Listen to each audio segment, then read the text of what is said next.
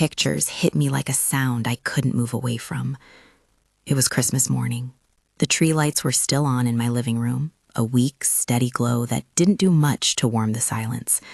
I had made eggs, scrambled, the way Robert liked them when he could still smoke his pipe on the porch, and I sat at the table with an empty plate and my phone balanced against a mug. I scrolled because it was what people did, because my daughter had always posted the photos, because maybe, just maybe, this year would be different. The first image was a close-up of Jessica's face, cheeks flushed with too much eggnog, a red sweater and a paper crown crooked on her head. Then a wide shot, the whole table at my son David's house, plates piled, a roast glistening, Emma and Jack squabbling over a toy in the background. There were candid smiles, glasses raised, a Christmas tree that looked fuller than mine has in years. They were only 3 miles away. I could have driven there in less than 10 minutes. They had a caption, "Best Christmas ever with family," and a dozen comments with hearts and laughing faces. No one had left the stove on for me. No one had taken a photo of my plate next to an empty chair. No one had texted to say where they were.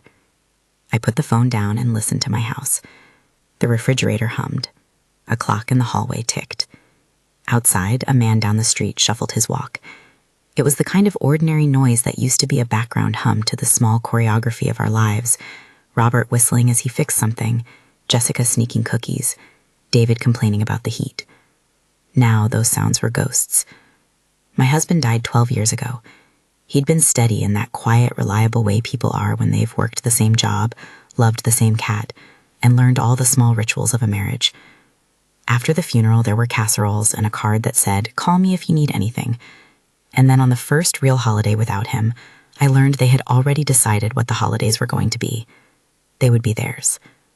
That was the first Christmas I knew I could be left out of the story.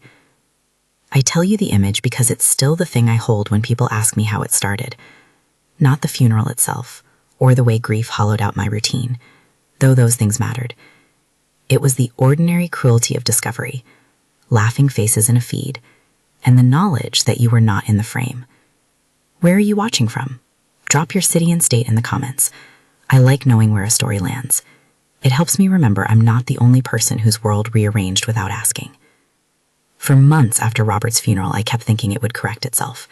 I would show up with one of his casseroles, or call and offer to host, and some awkward logistics would fall into place, and we'd start celebrating like we always had. I learned early, though, that misunderstandings can calcify into patterns. Invitations turned into photos. Phone calls became replies days later. "We didn't think you'd want to make the drive," Jessica would say. Or David, "We figured you wanted time to yourself," which I admit was sometimes true. Time to sit and not be asked to slice a pie into exactly 12 equal pieces, like the Thanksgiving division of 2009. But time for me did not mean invisible. It wasn't that they were mean in a way that people would point at. They were busy, they had partners, they had schedules, they had new traditions that didn't have space for an extra place at the table. It is kinder to call it busyness than to call it indifference, and I'm not interested in calling names. Still, busyness has a way of deciding whose presence matters. I started a little ritual to keep track, not that anyone asked, a red mark in the paper calendar by the phone. Easter brunch, no call, found out from a tagged photo. Mother's Day, flowers for Jessica from Tom, a montage of photos on her profile.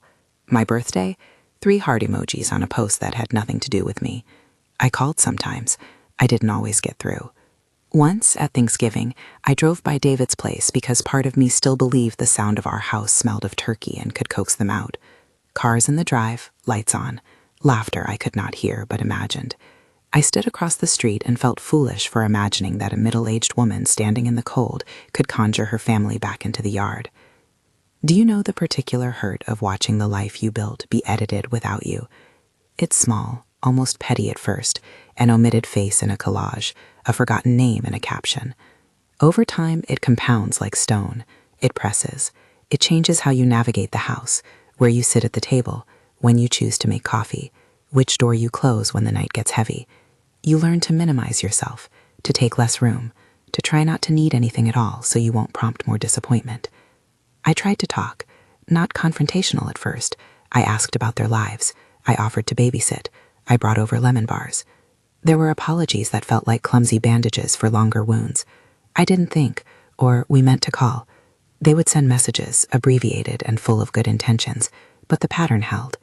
Holidays became a palette of other people's memories I saw in thumbnail form and couldn't access. Birthdays were Instagram stories. Even the small things, the Secret Santa at work they do without a thought that my name might have once been in the rotation, drove home the same point. I existed in a different orbit. I kept a calendar. That's not dramatic, it's practical. Paper invites fewer errors than a memory cloud. I would flip through the months and see the red marks and the empty squares beside them. The marks were proof. Proof is a dangerous thing because it makes grief less about feeling and more about evidence. Evidence has a way of hardening decisions. I remember the day everything tilted. It wasn't a single big moment so much as a slow darkening of the room. I was in the kitchen with Robert's coffee mug. He loved the slightly chipped blue one. And I found a photo on Jessica's feed of a lake house weekend. My stomach dropped the way it used to when I'd been late to a doctor's appointment and feared the worst. They had rented a cottage on the same lake where we'd gone for 25 summers. They had photos with towels slung over shoulders, marshmallows on forks, a big banner that read family time. In the background, where the light fell just right, was the dock we'd painted the year David learned to swim. I called Jessica. No answer. I left a voice message like a small thing would matter. Oh, it's okay, looks lovely. I didn't tell her I was looking at the dock we'd sanded together, at the pile of life preservers Robert had kept in the shed, at the place on the pier where he used to fish. Later that night, I texted, "Enjoy, call when you have a minute." She replied the next day with a smiling emoji and a "Thanks, Mom," as if there were no difference between "Thanks, Mom" and "Hope you're having a good weekend." Maybe the most corrosive thing is the way loneliness insists you are not the person you used to be. You search for reasons. Was I too clingy? Did I nag without realizing? Was I the kind of mother who subtly showed preference? None of those answers feel like a proper explanation. They are guesses you make because you want a narrative that makes sense of the random and the hurtful. There were practicalities. The house on Elm Street was too big for one person. Things creaked and needed fixing, and lights burned brighter at night than I liked. My garden took more hours than my legs could manage. I kept Robert's chair by the window for a long time because it felt like a tribute, but it also became a monument to a past that refused to make room for my future. Friends suggested selling it. Downsize, they said, as if my possessions were the only barriers to feeling wanted. I began to think about what I wanted when no one else was deciding. Not dramatic, no speeches, no letters read in living rooms. I wanted to be somewhere I mattered. I wanted a place where I could be invited because I was part of the fabric, not because someone felt they had to remember me. I wanted dinners where the host asked me what I'd been doing that week and then listened. I wanted neighbors who stopped by with extra pies and expected nothing in return. I wanted mornings with people who stood at the mailbox and asked whether the hummingbird feeder was full. I started looking at places I had never looked before. You can spend nights on the internet, poking at listings the way you used to leaf through travel brochures. I found a small town called Cedar Ridge, Montana. Photos of wide sky and low wooden porches, mountains like a distant promise. It was absurdly far. It was perfect. Cedar Ridge had a senior center that looked lively in their online calendar and a community potluck every Thursday that boasted music and storytelling. The idea lodged in me the way a seed lodges in soil. I told no one for months. There are practical reasons for secrecy, hooded boxes of memories, if you can do it without commentary. It felt like a betrayal in reverse, abandoning the life that had watched my marriage and my children grow. But it's also the sort of betrayal that ends up being mercy for yourself. On the day I decided, it wasn't fireworks or a sudden gust of heroism. I drove to the lake house we had maintained for summers because I needed to be near the water and see if the world still held its breath when I was quiet. I walked the dock and held the railing that Robert and I had sanded until our palms were raw. There was a loon out on the far end, the sound the lake makes when nothing else is worth noise. I sat on a bench, breathed, and said aloud, "It's time." I returned home and placed a printed real estate listing on the kitchen table. I called the agent I'd met a few months earlier, an unassuming woman with a practical laugh. "I want to sell the house," I told her.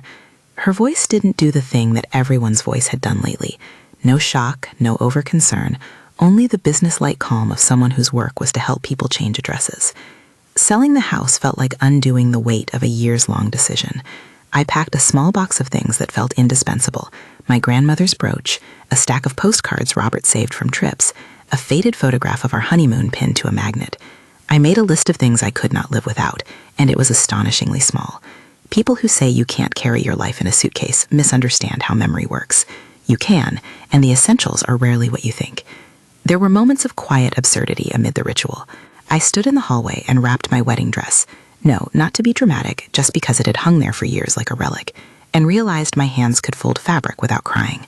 I put the wedding album in a cardboard box, but I left Robert's pipe where it always rested. There are things you cannot parcel because they're part of the house itself. The shadow on the kitchen floor where his chair used to be at 3 in the afternoon, the smell in the bedroom when the rain hits just right. Those things travel with the body of the person who remembers them. I took an inventory of grief and of expectation. I was honest with myself. This was not a plot of revenge. I was not leaving because I wanted to punish someone. I was leaving because the architecture of my life, the rooms, the furniture, the access to my grandchildren, had been remodeled without my input. It is one thing to be excluded for a single holiday, another to have your exclusion become a rule. I wanted to be somewhere that felt chosen, not tolerated. Moving meant severing easy ties and sewing new ones. It meant saying yes to unknown neighborliness, and yes to potlucks, and yes to small-town routines that meant being a regular at the post office. It also meant naming what I'd learned over those 12 years, that blood alone did not guarantee care, that relationships required tending, and if they would not be tended, I could tend myself. There is a moment in choices like that when you realize you have the power to redirect the end of your story. It can be humbling. It can be infuriating. Mostly, it's simply clarifying. Once the decision is made, the world rearranges in practical ways. I sold the house in a matter of months. The agent did her work. People came and looked and commented on the built-in bookcase and the view of the street. I did not stay to witness the offers. There is no benefit in seeing people try to quantify a life. When the sale closed, I did one quiet thing that felt like a thread pulled through the heart of the whole decision. I sat with a cup of tea and a single envelope and wrote my thoughts down in a way that made them less ephemeral. I did not want to parent my children with guilt. I did not want to set terms that read like a contract. I wanted to be honest about what mattered to me. I changed my will, not with anger, but with care. I changed it because I had discovered where my life felt invested, and I wanted my legacy to reflect that. I remember the sentence the way you remember a vow, not dramatic, not shouted, simply true. I wrote, "My life in the end will go where it mattered to me." I named a few things: gifts to the senior center where I had imagined potlucks, a small mention of a neighbor who had already proven to be a friend, and a note so my grandchildren would know there was a place in my life that had given me joy outside of them. Let me be clear. This was not a gesture meant to wound. It was a boundary. It was not revenge dressed up in paper. It was the sober, meticulous work of aligning my last instructions with the life I had made for myself. You can call it an act of preservation if you like. I called it honesty. People sometimes imagine that changing a will is a villainous act, like closing the door with a slam. I have no interest in that story. My intention was the opposite, to ensure that the quiet acts of kindness I had received, cups of soup on a sick day, an offer to water my plants, a laugh at a Thursday night potluck, were visible in the small aftermath of my life. I wanted to be sure the people who showed up for me wouldn't be punished by the ledger of my death. I told no one, not because I wanted to hide, but because once you reveal your plans, someone else will narrate them for you. People like to construct drama. I had enough drama in the past decade to last a lifetime. I did not want my final acts to be fodder. So I packed, and I left. Cedar Ridge received me like a place that's been waiting for a new voice at the table. The road in felt like an exhale. Wide sky, a single lane of asphalt cut through fields, mountains making a slow rim around the world. My first night there, I sat on a porch I'd never seen before and put Robert's blue mug on the step. The house was smaller, but the windows opened to a view I'd only ever seen on postcards. The smell of pine at dusk filled the air. Neighbors came by, as neighbors in towns do, not as courtiers, but as people who want to know your name, what you like for coffee, whether you have a dog. Patricia introduced herself with a casserole and a handshake and said, "We do a potluck on Thursdays. Come by. We tell stories and we sing sometimes." Her laugh was warm. She had the easy authority of someone who had chosen her surroundings and made peace with them. The Thursday potluck was not like the pictures. It was messier, human, full of dishes no one could pronounce and songs that lasted too long. A woman with paint speckled on her hands talked about an art class at the community center. An older man brought photographs and asked whether anyone remembered the old general store that used to sit on Main. The kids had their own corner, and a group of teenagers played acoustic guitar on a bench. I told Patricia I like lemon bars, and she brought 2 the next week. I began to stitch a new life from simple things. Monday mornings at the library, where I joined a book club of people with vastly different opinions. Tuesday afternoons painting with a woman named Gail, who painted landscapes with a ferocity that made me want to try. Wednesday volunteer hours at the senior center, which was humming with activity and plans and a warmth I had spent years imagining. The hummingbirds visited a feeder I hung from the porch. I learned the names of people who liked the same radio station as me. I found a dentist who asked me about my life instead of my insurance. These are small mercies belted together into a life that felt like mine. I will not say it was immediate bliss. Grief has a way of arriving like weather. Sometimes the sky clears and then you realize you left your umbrella across town. There were nights I would sit with a postcard from Robert's sister and press it to my chest. There were afternoons when the loneliness that had burrowed in my old house returned like a stray cat. But the other thing that came was companionship that did not come with strings. People who liked you for being at the potluck, not for scans of memories you could produce. It was in those early months that the peculiar power of absence made itself known. Sometimes leaving allows people to see their own omissions, and sometimes it confirms them. For a while, no one from my family called. There were the occasional polite messages, "Hope you're settling in okay," from Jessica with a smiling emoji. But the pattern of omission had been in place long enough to have its own inertia. They had forged a life without me. Stepping back into that life would require unmaking what they'd built. And yet, absence is not silence in the lives of others. People noticed. Friends of friends mentioned my move in passing. A cousin texted to say she admired my bravery.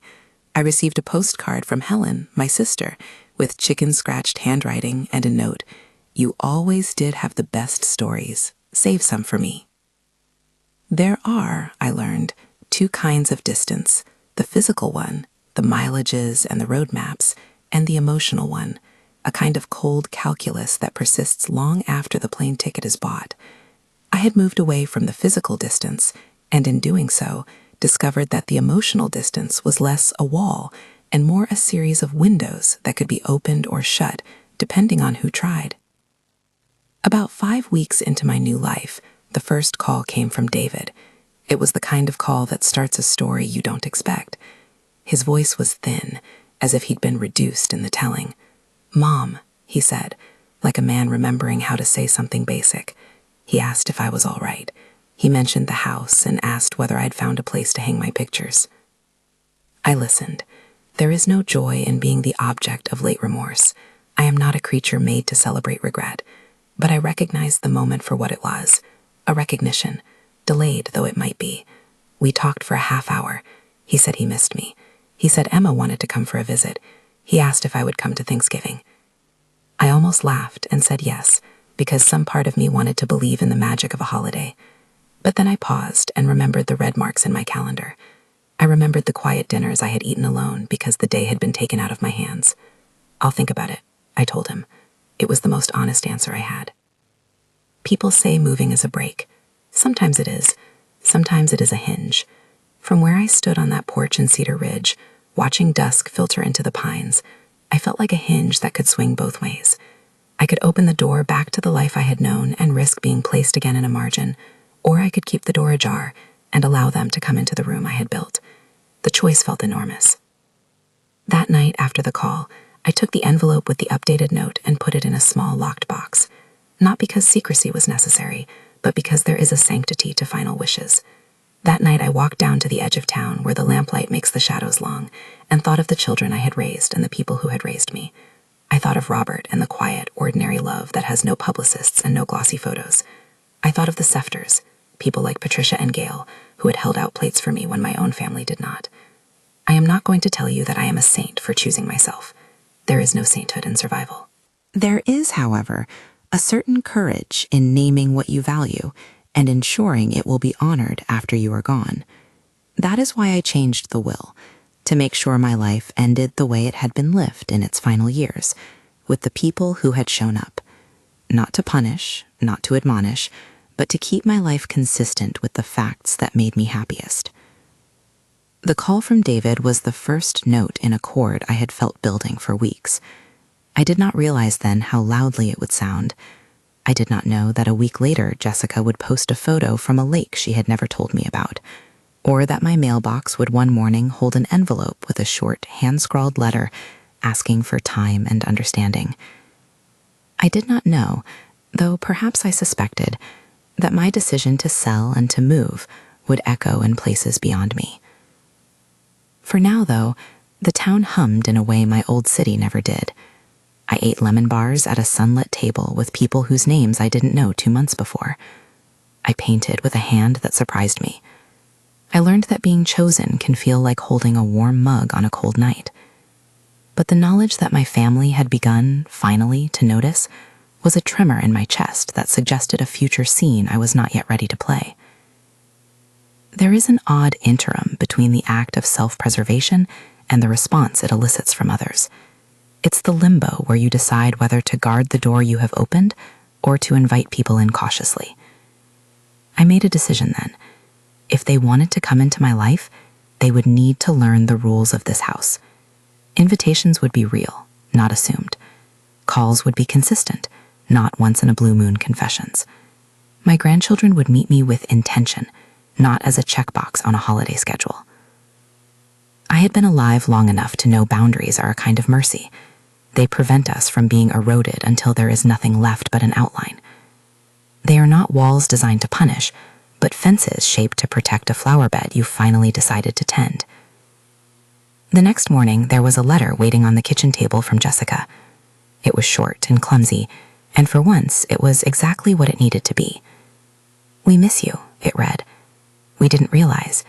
Maybe we were thoughtless. Can we talk?" No dramatic pleas, no long inventories of guilt. Just an invitation, which is enough to start something. I made tea and I sat on my porch, and the hummingbirds visited in a small, bright frenzy. I thought of Robert and of the years that folded into these moments. I thought of the will and the locked box, and how quiet it had felt to make that choice. I thought about what it meant to be loved and what it meant to be chosen. And I thought, not for the first time and not for the last, that saving yourself can sometimes be the most generous act you ever make. When the first voicemail from Jessica came that afternoon, short, breathless, unfamiliar with its own anxiousness, I didn't feel triumph. I felt something quieter, a readiness to test a new boundary. I would keep my life here. I would invite them in on my terms. And if they wanted to be part of it, they would have to show up in the ways people who love you actually do, with time, with attention, with real invitations, and not just photos. I stood up from the porch swing and went inside to hang the photograph that had once been on my kitchen wall, the one of Robert on the dock with a crooked grin, and I placed it where the light hit it all afternoon.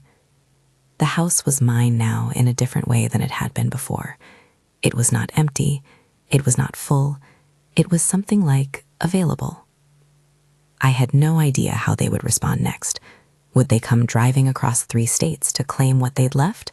Would they send notes of contrition that dissolved into nothing? Would they accept the life I had built or try to reimpose the old one? I could imagine all those things, and none of them at once. That evening, the town lit up in a soft amber as lights came on in small houses and someone started a radio somewhere down the street. The sound was ordinary and perfect. I poured another cup of tea and read Jessica's letter one more time. Then, quietly and without ceremony, I placed it in the box with the papers and the little list of things I hoped might survive me. Friendships, a scholarship at the community center, the potluck recipe file. The box was both a record and a promise. I sat there until the sky was nearly black and the stars prickled awake. In the distance, a dog barked, and the sound of someone's laughter traveled down the lane. I breathed in the pine and thought of the long road that had led me to this porch. I thought of the small, stubborn acts that had restored me. Painting lessons that taught me to see color again. A neighbor who called when the power went out. A woman who taught me how to tie a proper fishing knot. As I locked the door that night, I knew the next chapter would not be simple. Quiet choices unspool into complicated conversations, and people find ways to surprise you, both kindly and painfully. I also knew, with a steadiness that felt like a new bone, that I would not be silenced into invisibility again. I had taken steps toward a life that reflected what I valued. I had changed my will so my end matched my days. I had rearranged my life so that my presence would be welcomed. Outside, the porch light swung gently in the wind. Inside, the photographs leaned against the mantel, a small chorus of faces that knew me.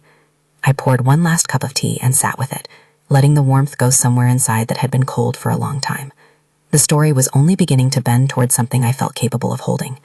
There would be calls, there would be awkward conversations, there might be surprises I couldn't predict. But the house of my life had new windows now, windows I could open or close as the air needed. When the phone buzzed that night with an unknown number, I didn't answer immediately. I let it ring and fold itself into the dark. Then, when I felt ready, I picked it up and listened to the voice on the other end and decided how I would step back into that room, if at all. When the phone finally stopped ringing, I let out a laugh that surprised me, half relief, half something else that felt like a small surrender. The voice on the line was David's, slowed down and measured, as if he was stepping carefully through a room he knew might be booby-trapped with old hurts. "Mom," he said again, quieter this time, "we're coming to see you. Tomorrow. Will that be all right?" I could have said no. I could have kept the door closed and let the quiet accumulate until it became something respectable, like a museum. Instead, I breathed in the pine-scented air through the cracked window and answered, "Come for coffee. 1 hour." An hour was enough. It was a boundary, and it was not a rejection. It told them I wasn't expecting a miracle, and I wasn't going to be a doormat either.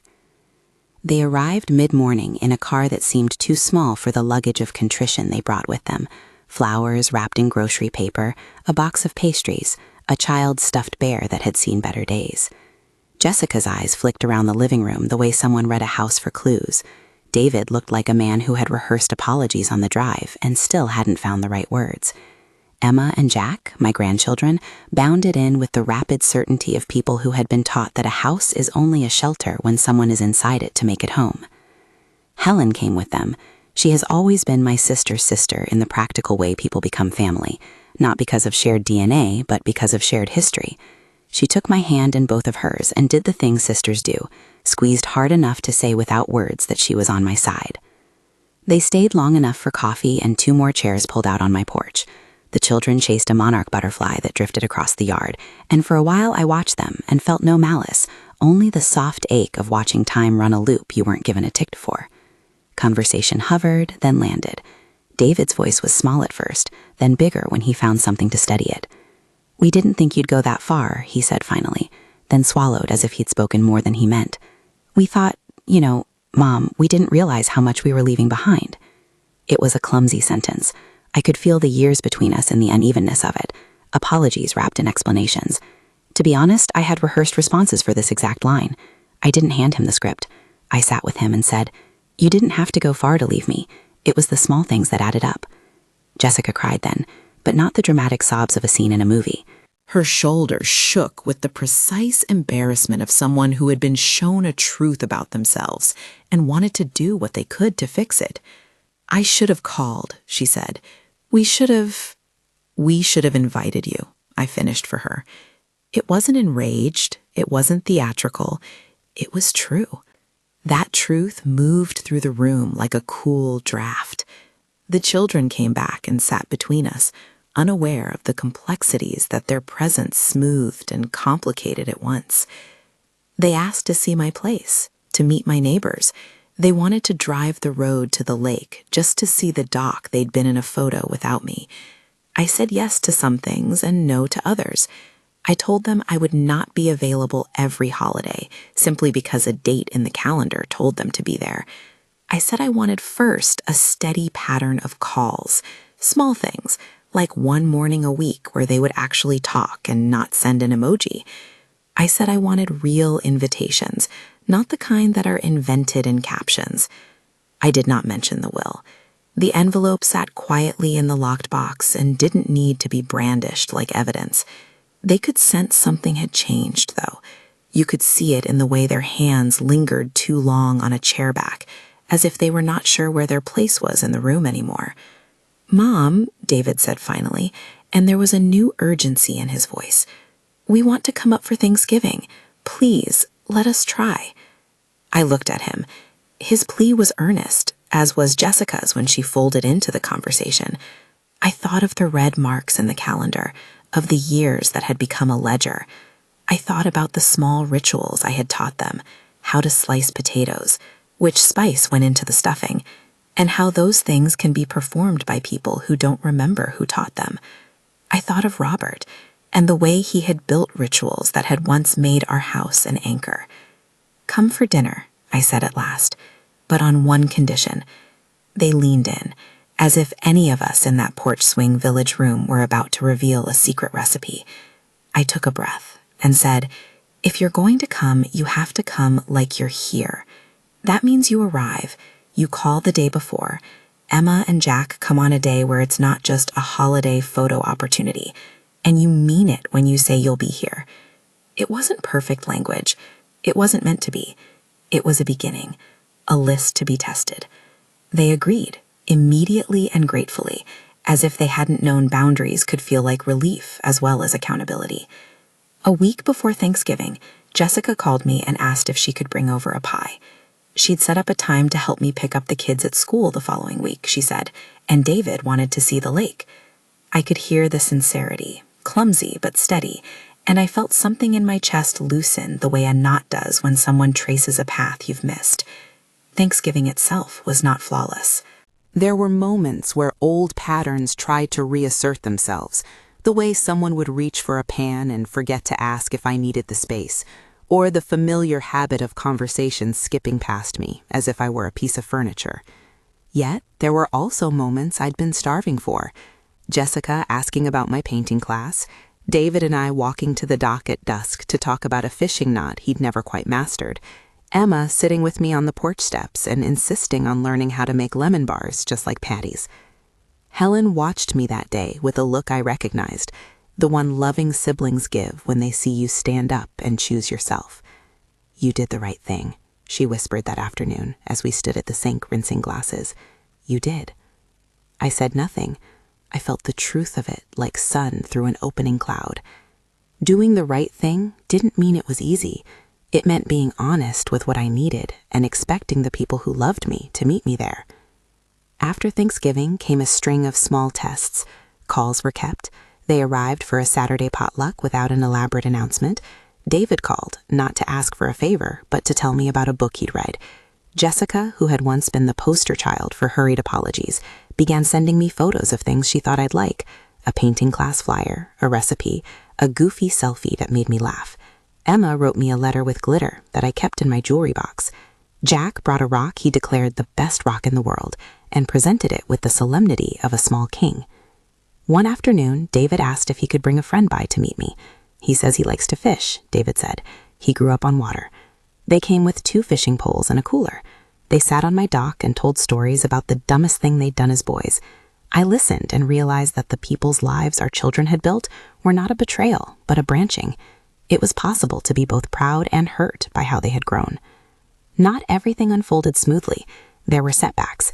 A weekend planned for a family reunion fell apart at the last minute when Jessica's partner became ill. An invitation evaporated into a non-answer. I had moments where the old ache returned like a phantom limb. But the pattern, this time, was different. Instead of the silence that layered and calcified, there were attempts, followed by explanations and follow-through. About 3 months after I'd moved, my mailbox held an envelope that made me sit still. The handwriting was Jessica's, and inside was a note longer than a text message. She wrote about the way she had seen me in photographs, about the guilt that had sat in her chest like an unwanted present, about the small, precise regret of a daughter who'd taken for granted the way her mother had loved her. She wrote about lunches missed and a memory she wanted to reclaim. I read it 3 times, and then I folded it into the box with the other papers. Only this time, when I closed the lid, I didn't feel the old hardness. I felt a thaw. The family started to come by not only for holidays. They would stop on a Tuesday afternoon with a sack of pastries just because, and David would stay long enough to talk about nothing and then leave, having done the healing that requires practice rather than epiphany. Jessica took a painting class with me for 2 weeks and declared she was terrible, but she showed up. Emma and Jack learned that my house had a secret drawer they could keep little treasures in. They learned the ritual of checking on the hummingbird feeder first thing in the morning and calling me with the results. It's important to say this plainly. They did not undo the past by being present now. Transgressions of absence are not erased by the sudden appearance of later good deeds, but human beings are a complicated fabric. Sometimes the threads are repaired with more threads. My choice to leave had not been a punitive slash, but a reweaving. They began to meet me on that new loom. The private investigator, yes, they'd hired one in the period when they couldn't find me and didn't know whether to call or to grieve, came up in conversation once over a pot of coffee. David's face went red. "We didn't know where you were," he said. He sounded ashamed, as if the act of looking for me had been both honorable and a little cowardly. "We were worried," he added. "We didn't know how to cross the line between giving you space and abandoning you. We messed up." I told him people do strange, anxious things when they're scared. Hiring someone had been a kind of imperfect love. It wasn't the sort of thing to spin into a scandal. It was rather a symptom of adults trying to find a way back to each other. One winter evening, when the snow lay in soft edges around the porch and the little town lights looked like a scattering of stars stuck in a map, Jessica asked to talk alone. We sat at the kitchen table with mugs warming our hands and the children asleep in the next room.